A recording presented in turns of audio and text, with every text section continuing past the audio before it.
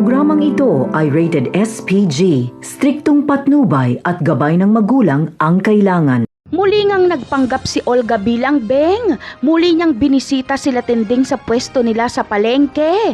Noong makita ni Tinding si Beng ay galit na galit siya dito. Nagmamaang-maanga naman si Olga at iginiit niyang ibang tao daw ang nakita ni Noy at hindi daw siya yon.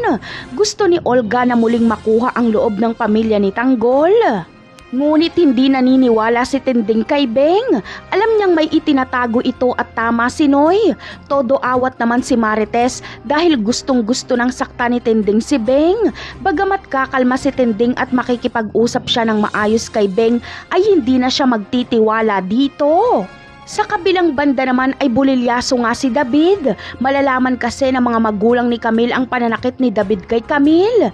At dahil may pasa si Camille ay may ebidensya kaya kakasuhan nila si David. Hindi kukonsintihin ni Camille si David dahil siya mismo ang titistigo dito.